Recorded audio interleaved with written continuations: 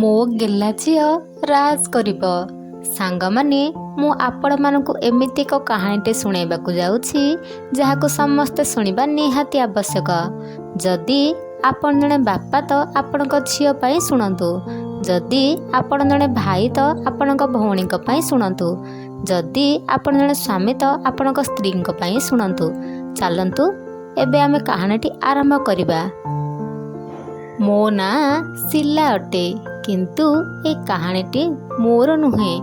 ଏ କାହାଣୀଟି ମୋର ସବୁଠୁ ଭଲ ସାଙ୍ଗ ସୀମାର।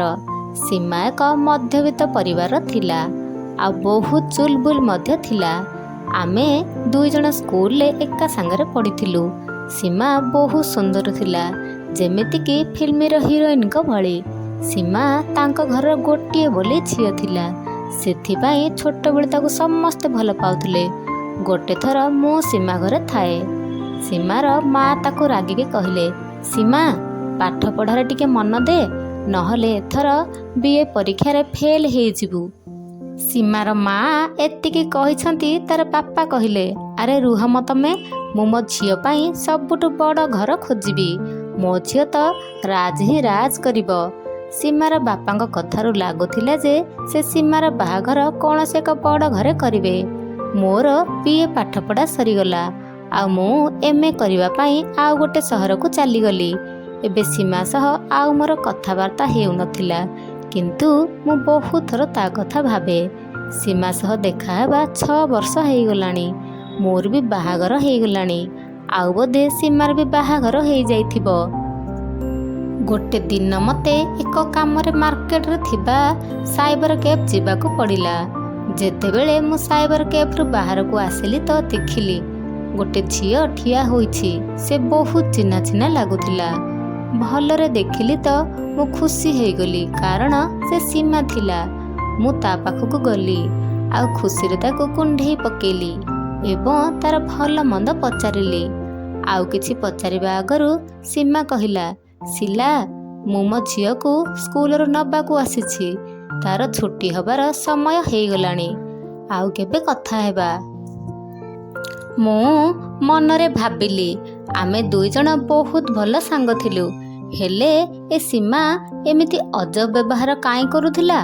ଆଗରୁ ତ ସେ ଏମିତି ନଥିଲା। ତା ପରଦିନ ମୁଁ ପୁଣି ଥରେ କାମରେ ସାଇବର କ୍ୟାଫେ ଯାଇଥିଲି। ଦେଖିଲି ସୀମା ସେଇଠି ଠିଆ ହୋଇଥିଲା।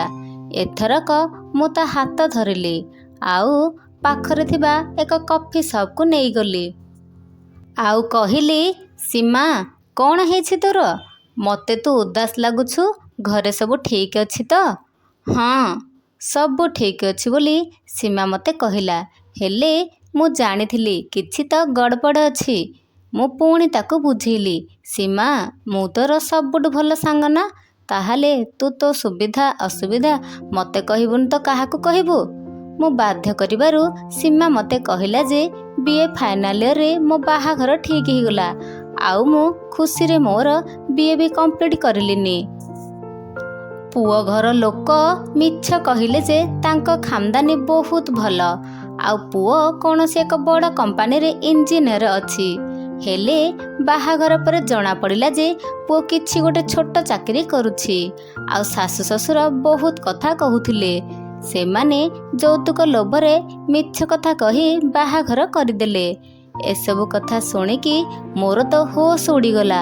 ଆଉ ସୀମା ତ କାନ୍ଦିବାକୁ ଲାଗିଲା, ଆଉ କହିଲା, ଖାଲି ଏତିକି ନୁହେଁ, ସବୁବେଳେ ତା ସ୍ୱାମୀ ଘରକୁ ମଦ ପିଇ କରି ଆସେ, ଆଉ ସବୁଦିନ ତାକୁ ମାରପିଟ କରେ। ସେମାନେ ମୋତେ ଘରୁ ବି ବାହାର କରିଦେଲେ, ଏଇଟା କହିକି ଯେ ଜଣା ନାହିଁ ଏ ଝିଅ କାହାର।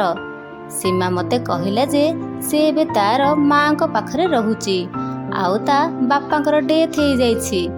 ତା ବାପା ବୋଉ ଯେଉଁ ବିଜନେସ୍ କରୁଥିଲେ ସେଇଟା ବି ବନ୍ଦ ହେଇଯାଇଛି। ସୀମା ଠାରୁ ଏଇ କଥା ସବୁ ଶୁଣି ମୁଁ ତ ବିଶ୍ୱାସ କରିପାରିଲିନି। ବନ୍ଧୁମାନେ, ସବୁ ବାପା ମା ସବୁବେଳେ ଏଇଟା ଚେଷ୍ଟା କରନ୍ତି ଯେ ତାଙ୍କ ଝିଅର ବାହାଘର କୌଣସି ଏକ ବଡ଼ ଘରେ ହେଉ, ଆଉ ସେ ପୁରା ଜୀବନ ରାଜ କରୁ। ହେଲେ କେବେ କେବେ ଭାଗ୍ୟରେ ଅନ୍ୟ କିଛି ଥାଏ। ସେଥିପାଇଁ ସବୁ ବାପା ମାଙ୍କର ଏଇଟା ଦାୟିତ୍ୱ ଯେ ତାଙ୍କ ଝିଅ ଆତ୍ମନିର୍ଭର ହେଉ, ଆଉ ଭଲ ଶିକ୍ଷା ହାସଲ କରୁ। କାରଣ ବାହାଘର ପରେ ବି ସେ ମୁଣ୍ଡକୁ ଗର୍ବରେ ଉଚ୍ଚା କରି ଚାଲିପାରୁ। ନିଜ ଝିଅକୁ ଆର୍ଥିକ ଭାବରେ ଏତେ ମଜବୁତ କରିବା ଆବଶ୍ୟକ ଯେ ବାହାଘର ପରେ ମଧ୍ୟ ଆତ୍ମନିର୍ଭର ହେଇପାରିବ।